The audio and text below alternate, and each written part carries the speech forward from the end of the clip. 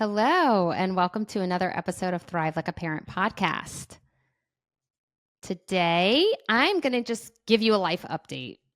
So, every now and then, I will kind of do this and share with you what's going on in my life. And there are plenty of other podcasts of mine that give you tons and tons of information, and good takeaways. But every now and then, you crave and ask for a life update from me. And I appreciate your interest. So if you feel like having kind of a coffee talk with me, I'm going to tell you what's going on with me. I think I will start with a Hashimoto's update because so many of you are asking for that. And to do that, I probably have to kind of give you the background of, journey of what's been going on. I went to the Center for New Medicine September, and they did a bunch of different tests, and I also have a follow up with my doctor this coming week. But they found that I had one tiny, gross, but form of parasites. They've decided that I had an overgrowth of Candida, and of course, stress, which of course that comes along with my life, and how much I have on my plate, which I knew that that's a part of Hashimoto's. And they put me on basically a 3-month protocol. First month was fine. It was a specific cleanse that was about 21 days, and it was through a company called Standard Process. That went pretty okay, I would say. All of this is just a lot because it's a lot of planning, and it's a lot of like, okay, if we're going to eat, I need to make sure to bring something with me, or if I don't want to get hungry, because then if there's junk around, like I can't eat that so it's just a lot of planning. But I did it, and it went okay. And then they had me on this Candida diet for the next 2 months. And the Candida diet is very, very restrictive. For instance, the only fruit I can eat is berries, like no bananas, no apples, like nothing, like nothing. And it got hard. It got really, really hard. I use, and I've always been this way for a handful of years at this point. I'm gluten-free and dairy-free. And so that was really upsetting when I got diagnosed with Hashimoto's, because they tell you to go gluten-free and dairy-free. And I do things like natural sweeteners, honey, dates. I don't do really any sugar. I can feel a difference in my body and my energy and all of that. They wanted me to use stevia instead of dates and honey, and no sweet potatoes. Like so many of the things that I was eating on a regular daily basis, it was that's a no. And so it took me a lot to figure out what I could eat on a daily basis. The reason that the 21-day cleanse worked for me was because there were these protein smoothies that I had to do twice a day. And I think that that's what really helped me keep my weight on and maintain my weight as it is. But with the Candida diet, I kept talking to everyone who's supporting me through all of this and saying, like, I basically would like show up to calls crying and be like, this is not livable. Like, I am miserable. Like this is not working for me. And then Halloween rolls around, and it was so unlivable. And I think I was so freaking hungry that I started cheating. I kept saying, we've got to do something. Like, this is clearly not working for my lifestyle. This is clearly not working for me, and it won't work for me long term. And so I could tell that I was starting to flare a little bit, which is so upsetting, but I think I'm on the right track now, I guess you could say. We have cut that crazy Candida diet. I'm still taking about 40 vitamins a day. But I actually like the vitamins. Like, I do think that they're helping me a lot and working on all the different things that we need to work on. But I'm back to eating what works for me, which is gluten-free, dairy-free, all the fruit and vegetables I want, no grains, lots of protein. I made that decision because when I went to California for Dancing with the Stars and to have a bunch of meetings and hang out with Amanda Klutz and do all the things, if you saw it on my social media, it was so much fun. It just makes me honestly want to move to California because I would take dance classes every day.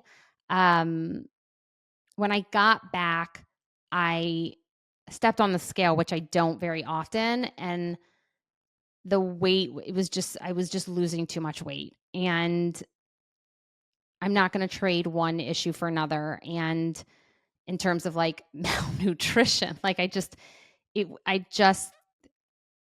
wasn't working for me. But I was feeling really great when I was eating all the fruits and vegetables I wanted and protein and the things that were working for me. So you wanted an update. That's my update. It's not like, woohoo, like she's doing fantastic. I think there's a lot to sum up here, if you will. Number one, you have to do what works for you. And I think that we are all looking, especially with Hashimoto's, there's so much literature and there's not a lot of literature, and we're all trying to figure it out because it is so prevalent. So many people have it. Everyone I tell I have Hashimoto's is like, oh, my friend has that, or oh, my dad has that. Like so many people have it in the autoimmune disease world.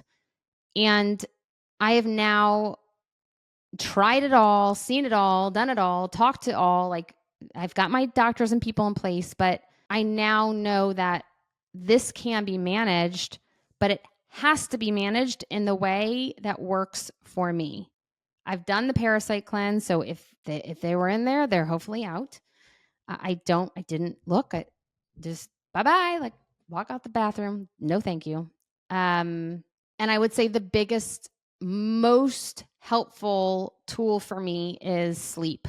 I'm like bummed when I look at my Aura ring, and I bought my Aura ring to track my sleep. I don't wear it every day. I don't track I don't track my fitness and all that stuff.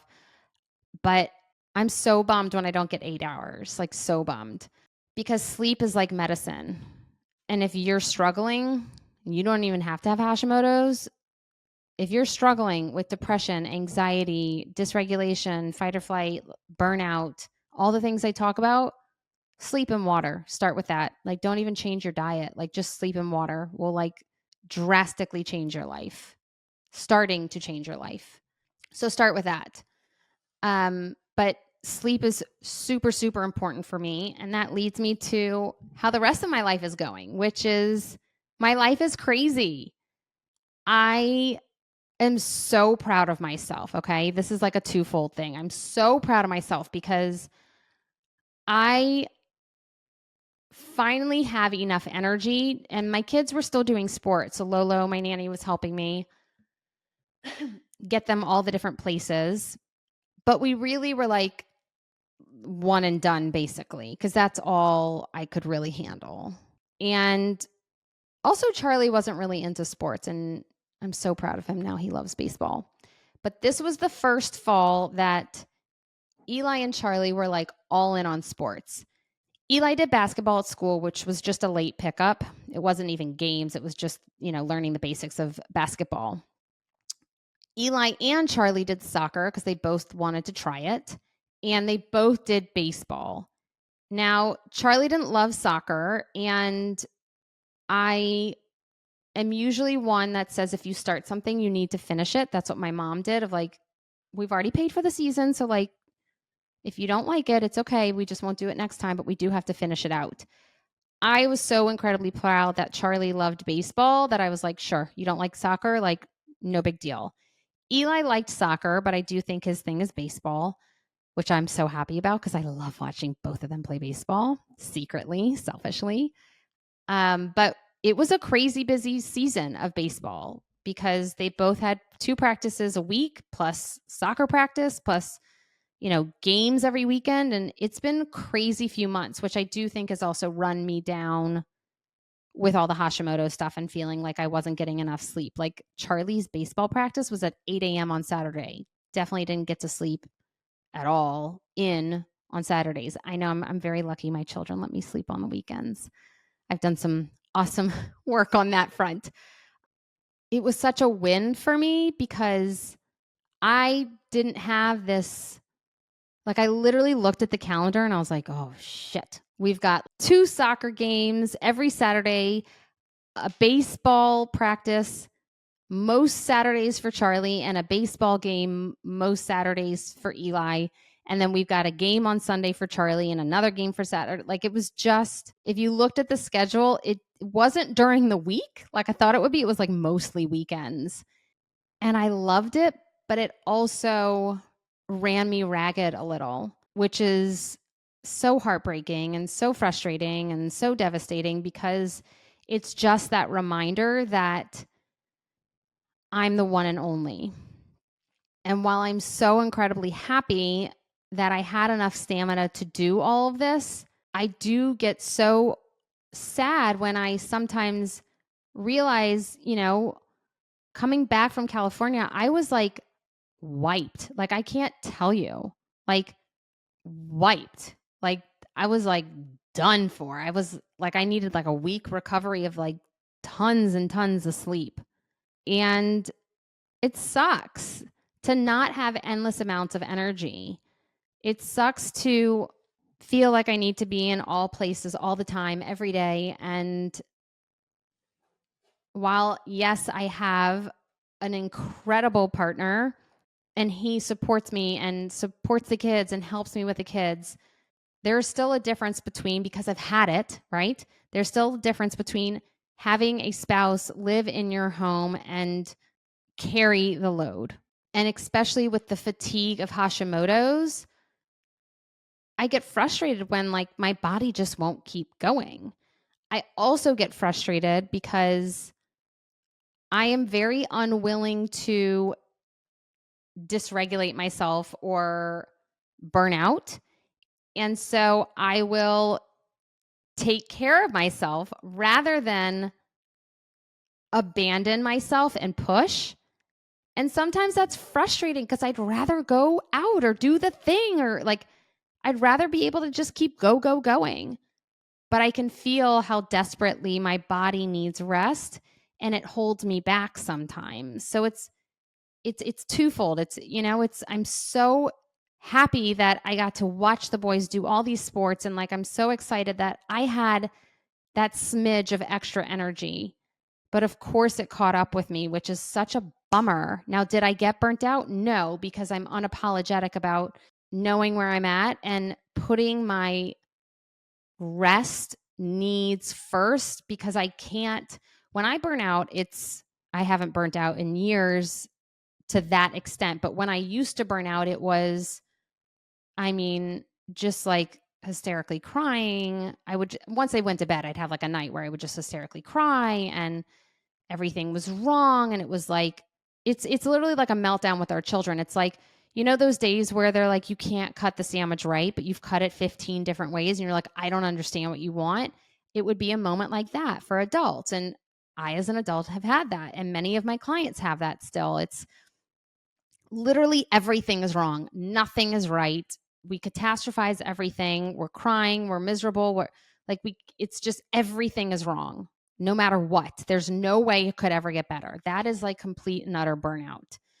And I don't allow myself to get there because it is so miserable and it's so draining. And it's not fun taking care of yourself sometimes and putting your regulation needs and your rest first. Like, it's so sucky sometimes when you want to go and do the thing. But I do it because I know that's what's best for me. But overall, I would say we're going to call it a win. I know I just went back and forth, but I'm going to call it a win because this, again, is the first season since Jonathan has passed that I have had the energy to go big on extracurriculars with sports. And it feels so good. And I do see my spark coming back. It's slow, but I see it coming back. And I take all my wins, because if I don't, then I'll just still feel icky. I'll still feel like, oh, like I'm not the same person I was before. I will never be the same person I was before Jonathan passed. Like, I will never be the same person. I do believe that if you have gone through anything huge in your life, lost a spouse or a divorce or anything like that, I do believe that we don't fully own that it's okay to be someone different than who we were before.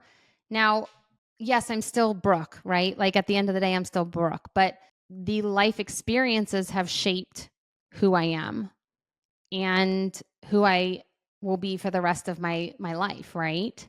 And there's so many things that I'm proud of with that the person that I am, but I also miss certain carefree parts of me, and I see those sparks and little bits of me coming back.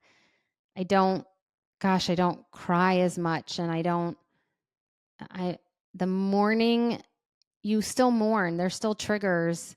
I will, like I said, deal with this and have to heal for the rest of my life. But the fog very, very slowly lifts. And in April, it will be 3 years. So if you're a new widow listening to this, or you are just about to decide to get a divorce, or just know that you will get to another side, not the other side, but another side. But it does take time. And finding the beauty and patience of time is your most valuable asset you could ever find, because it allows you to be more present with where you're at, not just accept the grief process or accept, like where you're at, but it really truly allows you to be present in wherever you are at now. Your nervous system, FYI, is exactly where it needs to be. Like my nervous system for year 1 was exactly where it needed to be. My nervous system for year 2 was exactly where it needed to be. My nervous system this year is exactly where it needs to be. It's going to be where it needs to. It's not going to go any farther. And so it's okay to be exactly where you're at with your own individual healing process, whatever you are moving through for yourself. The other thing on the life update is I could not be more excited about this upcoming Thrive. I don't know if I've ever fully explained it here in a podcast, so I might as well just do it now. So there are many different ways to work with me. You can work with myself one-on-one. You can work with the 3 individuals who I've trained for over 2 years that I would absolutely never have on my team, or never allow them to see clients if I didn't feel that you were going to get the same result as you would with me. I did not allow them to see one-on-one clients for over a year while I was training them, and they've all been with me for at least 2 years. And so you can work with one of them. You can work with me one-on-one basis. You can do our Thrive group program, which I'll tell you more about in a second. Or you can do any of my on-demand courses. If you go to my website, there are 5 or 6 on-demand courses, which gives so much value. If you're going to choose any of them, I'd say Battling Burnout is your biggest bang for your buck. It's fantastic. And I'm sure we'll do a holiday special on that. So make sure to watch out for that. But let's get back to Thrive, because Thrive is really, it's just so special. I just don't even know how to explain it. So this year, we only do Thrive twice a year, just FYI. We do it in the beginning of the year, and we do it before Thanksgiving, around September. And it's a 3-month group program where you basically watch a module. You get the booklet of all the modules, but you watch a module. I explain and present all the different modules. And then you come to a live call once a week with me and the rest of the group. You also get 24/7 voice messaging support, because I don't believe that once a week is enough. I believe that change happens when you have consistent support. And so we break down our large group of Thrive participants into small groups of 10, and you have one of us lead your group. You will meet with us in the beginning and you will meet with us in the end, so that we can have a one-on-one with you, as well as you have office hours with your lead of your voice messaging group in your little pod of 10 once a week. So it's really and you don't have to go to any of it. It's all recorded. So like you can watch it later, but you're literally getting 24/7 support, a module a week. You see me once a week, and you have a call with your lead, which is one of the 3 women who work with me in their quote office hours to like touch base, check in, and gain some more support, especially if you're having a hard week. So you literally get so much for 3 months. The coolest thing that we have done this year, which is really a life update because I've been working so hard on this and building new modules for this, is we're not doing Thrive Like a Mother anymore. We are doing Thrive Like a Human and Thrive Like a Parent. Now, those groups will be separate. So all the parents will meet together and all the other humans will meet together, meaning if you aren't a parent, there is a place for you. If you are a male, there's a place for you. If you are a male parent, there is a place for you. This is for everyone now. And I could not be more excited. So by the way, the voice messaging, the smaller groups, all the men will be together. So if you were curious about that, yes, we are dividing those groups so that there's more safety within those groups because it gets very vulnerable in those groups and we want you guys to feel comfortable sharing. But it's an incredible experience of taking you through sensory and emotional regulation, and it's an experiential process of being able to feel the difference between dysregulation and regulation. You can do it as a spouse, like as a couple. We have a discounted rate for couples who want to do it together so that both parents are getting this work together. And I could not be more excited for a few reasons. Number one, I'm so thrilled that you want this. I'm so thrilled that this was requested so much that we're finally doing it. And number two, I'm so thrilled that we get to reach more than just moms, because you know that once a year I do an entire week strictly on dads. The week of right around the week of Jonathan's anniversary of his passing, I do a week where all of my content is about dads. And my big hashtag for that is Dads Matter Too. And I truly believe that. And I want all humans to know that sensory and emotional regulation is for you, because a brain is a brain is a brain. And I am so excited that this is finally happening. It's taken a lot of effort and a lot of work because we have basically rebuilt all of the modules to be able to give real life examples of not just moms, but parents and dads, or just humans, non-parents, and what dysregulation looks like in your world, right? If you're not a parent. And I'm just so excited. Like I cannot tell you how excited I am about that. And I really hope one day you join. There's plenty of payment plan options and all the different things.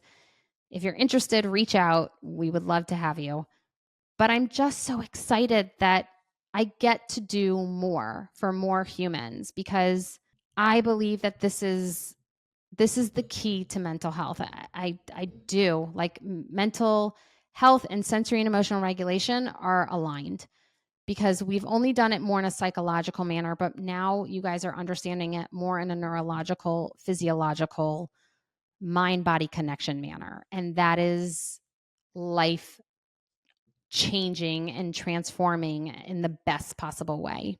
Another side note life update is, if you watch this on YouTube, you will notice that my background of my office is different. I'm getting my office together, and I don't know if you know this, but I turned my dining room into my office. I was in a smaller room next door, and I decided, as I'm kind of redoing my home, it was either have a fresh start in our home or move.